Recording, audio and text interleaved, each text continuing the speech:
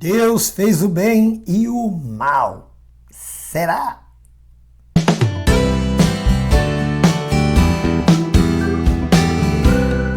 Ô minha gente querida, estamos aqui ó, terceira parte desta programação intrigante. Isaías 45:7 diz que Deus diz, eu faço a luz e as trevas, eu crio o bem e o mal. Eu, o Senhor, faço todas as coisas. E aí, você já chegou a alguma conclusão? Você já viu o vídeo 1? Você já viu o vídeo 2? Por que ainda não, hein? Se você não viu, então você vai lá no YouTube agora, dá tempo, pega lá o seu celular, não sei, e coloca lá no YouTube na lupinha, Em Frente e Responde, e procura lá. Vou colocar aqui em algum lugar, se você tiver no YouTube, os cards, né? Como você identificar onde está esse vídeo. Também vou colocar lá na descrição para você saber a primeira parte e a segunda sobre como estamos tratando este fato bíblico que afirma que Deus que fez o bem e o mal. É Ele quem faz todas as coisas. Vamos dar continuidade aqui então, queridos. E se você tiver alguma dúvida, manda para nós aqui, ó, 439-9147-5007, 439-9147-5007, e aqui o Em Frente Responde. Eu, pastor Silas de Souza, vou te falar com carinho, biblicamente, para que você possa entender algumas coisas. Estávamos falando no programa anterior, queridos, que Deus, por exemplo, na história de José lá do Egito, Deus não permitiu, José afirmou, Deus fez com que tudo aquilo que lhe parecesse mal acontecesse.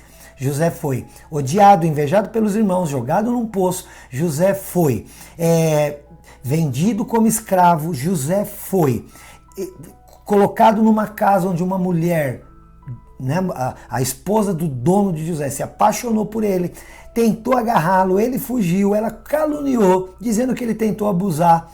Ele foi preso, lá ele foi esquecido, até que um dia ele chegou até o faraó para interpretar um sonho do faraó. E ele interpretou corretamente de tal maneira que o faraó o pôs para o governante, estando somente abaixo dele próprio, do faraó. E nisso, José salvou toda a sua casa e a sua família, que muitos anos antes tinham lhe feito o mal. Mas quando seus irmãos vão lhe pedir perdão, ele fala, não fiquem tristes. Foi Deus quem fez tudo isso e me mandou para cá na frente de vocês. Imagina se eu não tivesse vindo. Todos agora estaríamos mortos. Mas para a conservação da vida, foi que Deus fez isso. Está registrado lá em Gênesis 45, a partir do versículo 5. Bom, um outro caso na Bíblia, em Êxodo capítulo 2. Passado muito tempo, o faraó lá, que tinha cuidado de José, morreu. E agora ele começou a ver que o povo de Israel se multiplicava na terra, se multiplicava, crescia. E esse faraó novo, que não conheceu nem José nem sua geração, falou, vamos matar todos os homens, os meninos que nascerem e até 2 anos, vão matar. Porque senão vai se formar um grande exército e esse povo hebreu que está aqui dentro do Egito vai acabar nos dominando. E esse faraó cruelmente passou a fazer isso. Enquanto isso, em Êxodo capítulo 2, uma família de um casal chamado Amrão, o pai, Joquebede, a mãe. Eles tinham 2 filhos, eles tinham o Arão e a Miriam. Tiveram um terceiro menininho, o Moisés. A mãe achou o menino a coisa mais linda. Embora a mãe seja suspeita, né? Porque a mãe já ia achar bonita. A minha mãe me acha bonito. Querido, a tua não te acha? Coloca aqui nos comentários. O que tua mãe acha de você? Pois é, essa mãe então, queridos, viu que estava começando a ficar complicado. O menino foi crescendo, o menino começou a chorar e a espernear. E ela falou, daqui a pouco os guardas do Egito vão ouvir, vão entrar aqui, pegar o meu filho e fazer o que está sendo feito com todos os meninos.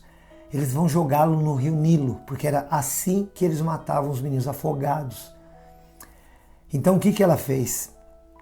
Ela fez lá um cesto de palhas, cercou ele com betume, né? Colocou lá uma espécie de uma cola, tal, alguma coisa para vedar, pôs o menininho dentro e colocou no rio. Entregou para Deus. Falou, eu não vou querer ver o meu menino ser arrancado daqui e morto não sei como. E essa mãe então pegou o menino e jogou lá, né? Colocou no rio num cestinho. enquanto a sua irmã Miriam ficou observando o cestinho indo. Querido, olha o que aconteceu aqui nessa história. O que essa mulher estava fazendo? Querendo a todo custo livrar o seu filho querido das mãos de quem? Do faraó. O que aconteceu? O menino foi colocado no rio Nilo, no cestinho, o cestinho foi indo, até que de repente parou ali nos juncos, né? numa vegetação que tinha. Quem que estava ali por perto? A princesa. Você acredita que o cesto ele encalhou bem no quintal da casa do faraó, na hora em que a princesa foi tomar banho e ela ouviu um choro de bebê, pediu para suas escravas irem lá olhar. Quando viu, tinha um cestinho, dentro do cestinho um menino. Ela levantou, ai, que gracinha! Deve ser filho dos hebreus. Ele tinha provavelmente feições, né? Porque cada povo tem ali uma feição. Então ela falou, deve ser menino dos hebreus. Eu já sei, eu vou cuidar dele como se fosse meu filho. Ela falou, mas quem que eu poderia colocar como uma ama, como uma babá? A Miriam, a irmã, estava perto. Eu conheço uma. Ela conhece? Então, me apresenta que eu vou até pagar salário. A Miriam pegou e levou o menino para casa dela, para Joquebede, para a mãe. A Joquebede era a única escrava, acho que foi a única escrava na história da humanidade, que, mesmo sendo escrava, recebia salário. E olha, deve ser a única escrava que ganhava salário e a única mãe que, para cuidar do próprio filho, tinha salário. Querida, Joquebede, mãe do Moisés, que na hora do seu desespero, porque eles estavam vivendo um momento de grande mal aparente, lembra que nós não podemos julgar o que é bem e o que é mal. Male, conseguimos julgar o que é bom, o que é mal. Mas o que é bem e o que é mal, não. Porque isso só quem fez a coisa que pode nos explicar. Por quê? Depende da intenção. Por isso não dá para julgar e dizer Deus é mau. Como que ele fazia os filhos dos hebreus morrerem? E esse, querido, olha só o que está acontecendo aqui. Deus pega o menino e permite que ele faz com que Joquebede coloque aquele menino no rio. O rio leva o menino para a casa do faraó. Como que é isso, meu Deus? O menino vai parar na casa do inimigo. Isso é mal. Lembra que eu falei? O meio foi horroroso, mas o fim, olha que glorioso. A princesa pegou o menino, contratou uma mulher para ser babá, a própria mãe, a Joquebede. Pagava um salário para uma escrava cuidar do menino. Ah, meu Deus. Depois, quando ele cresceu, a mulher levou de novo o filho para lá, mas ela viu crescer, ela amamentou, foi a mãe do menino e sabia que lá no palácio o menino ia ter a melhor vida que uma criança poderia ter. Ela não ficou chateada. Querido, Deus é desse jeito. Algo que parecia ser tão mal. É por isso que quando Isaías 45:7 fala Deus que cria o mal na sua intenção de alguém bom, tem um fim, que a Bíblia fala de fim proveitoso. Porque como já dissemos, todas as coisas cooperam para o bem daqueles que amam a Deus. Então a nossa história está na mão de um Deus bom. A nossa história está num Deus de amor. Pastor, foi Deus que criou a pandemia? Foi. Mas pastor, isso é mal. Querido, isso parece mal. Mas se vem de um Deus que é bom, a sua intenção, que eu não consigo julgar, eu só posso saber, pela Bíblia, a palavra de Deus, que no fim, todas as coisas cooperam para o bem daqueles que amam a Deus. Deus tem um plano e Ele tem autoridade para fazer com que todas as coisas aconteçam visando um fim proveitoso. Lá em Juízes, capítulo 14, versículo 3, o Sansão, aquele fortão cabeludo, lembra dessa história? O Sansão era um cara mulherengo. Os pais dele ficavam tão chateados. Ele não podia ver, como diz o outro, um rabo de saia. Não podia ver uma mulher que ia atrás. E um dia ele viu uma mulher lá da Filistia. A Filistia, o país dos filisteus, na época aquele povo era o maior inimigo do povo de Israel, o maior inimigo. Eles odiavam os judeus, eles queriam matar a todo custo e acabar com os judeus. Pois o Sansão me apaixona por uma mulher filisteia. Os pais falam, Sansão, você é doido, Sansão, pelo amor de Deus, não tem mulher aqui suficiente entre o nosso povo para você querer. Você quer casar com uma mulher do povo inimigo? E por que os pais falaram isso? Juízes 14:3, porque ele era mimado e ele insistiu. Eu quero ela. Juízes 14:3, os pais reclamam. Mas olha, a Bíblia diz assim, mas o seu pai e a sua mãe disseram, não tem porventura mulher entre as filhas dos teus irmãos, né? Ou seja, entre aqui o nosso povo, para que você tome uma esposa dos filisteus, daqueles incircuncisos. Disse Sansão a seu pai, toma-me esta, porque é só dessa que eu me agrado.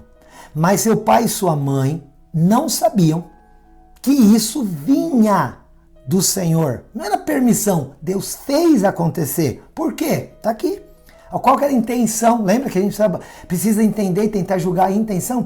Porque Deus procurava ocasião contra os filisteus, porque naquele tempo os filisteus dominavam Israel. Deus tinha uma intenção final. Lembra que é no final que a gente sabe? Tem um provérbio, não sei se é chinês, filosofia, não sei de onde, que fala, no fim, tudo dá certo. Se alguma coisa não está certo, é porque não está no fim. De novo, no fim, tudo dá certo.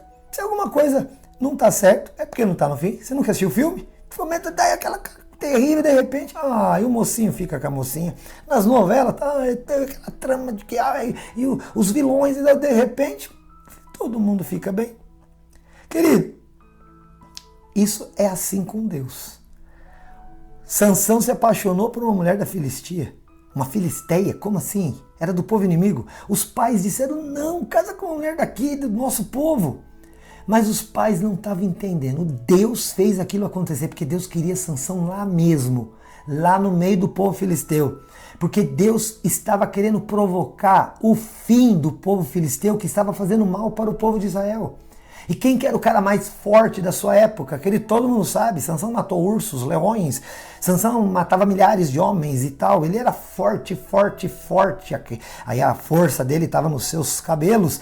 Querido, Deus colocou, com esse casamento, Deus simplesmente, olha que Deus inteligente, olha que Deus sabe, olha que Deus bom, colocou o Sansão dentro do campo do inimigo, porque Deus sabia, Sansão é forte, ele vai destruir os filisteus para mim, para que eles parem de perseguir o meu povo de Israel. E qual que é o fim da história? Exatamente isso. Sansão foi perseguido porque ele era meio louco, né? Vida louca, fazia coisa que não devia fazer. Teve até os seus olhos furados. Mas até neste momento, como era Deus quem fazia e preparava todas as coisas, Filipenses 2:13 fala, é Deus quem opera em nós, tanto querer quanto efetuar. Era Deus quem estava fazendo com que toda a trama e a história acontecesse.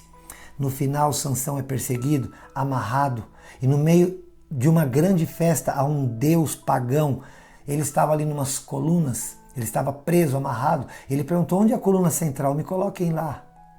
Sabedoria de Deus, ele estava cego, mas não tinha perdido a visão, entendeu? Colocou ele lá. E aí todo o povo estava reunido, porque aquela era a festa do ano. E ali ele, com a sua força que voltou, porque ele pede, Deus me dá força de novo, Deus dá. Pá! Ele derruba as principais colunas de onde todo mundo estava. Tudo desaba e todo mundo morre.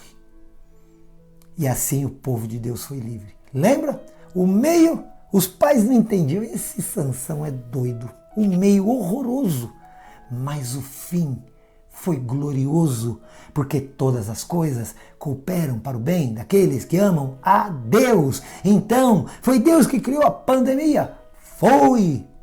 Não se escandaliza. É Deus, Isaías 45, está certo? É Deus que cria o bem, é Deus que cria o mal? Sim, porque você não entende, eu também não, quais são as intenções de Deus.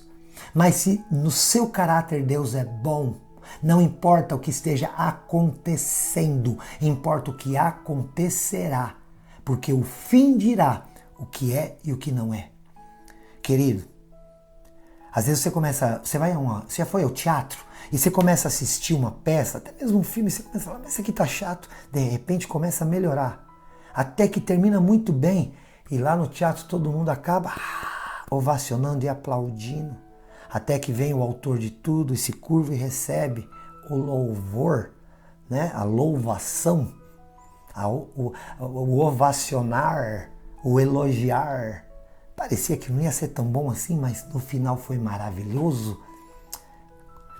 Me diga aqui, responde aí, coloca aqui nos comentários. Você já não viveu uma coisa assim? Alguma coisa que você falava, meu Deus do céu, o que é isso?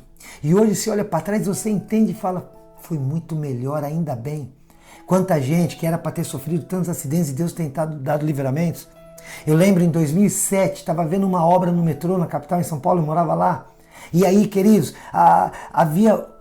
passou um ônibus lá e um homem deu um sinal e o ônibus não parou, ele xingou, ligou para reclamar na prefeitura e tal, e eu atrasei para o trabalho, perdeu o horário, não foi trabalhar. Querido, abriu-se uma cratera, aquele ônibus caiu dentro, todo mundo que estava lá morreu, mas aquele homem que não conseguiu, o motorista não parou para ele, está vivo até hoje para contar a história. Imagina se ele tivesse entrado no ônibus. Na hora, ruim. Que coisa mal. Que motorista, nem sei o que palavra que ele usou. Reclamou, talvez o motorista até tenha sido mandado embora. Mas, querido, no final, foi a melhor coisa que aconteceu para aquele homem. Foi aquele ônibus não ter parado. Quantas coisas, quantas vezes Deus tem nos dado livramento, porque aquilo que te parece mal, você tem que entender que Ele é o Rei dos Reis, é o Senhor dos Senhores. Apocalipse 19:15 deixa isso claro. Querido, o cetro da autoridade está nas suas mãos e na sua coxa está escrito, Ele é o Rei dos Reis e o Senhor dos Senhores. É Ele quem manda, é Ele quem faz. E Ele faz com que todas as coisas cooperem para o nosso bem. Deus te abençoe. Deus é bom. E ainda que Ele crie o mal, mas é para dar o fim que desejamos. E é um bom fim para aqueles que amam a Deus. Eu amo você, que Deus te abençoe. Se tiver qualquer dúvida, já sabe, o Em Frente responde. Tchau, Deus te abençoe.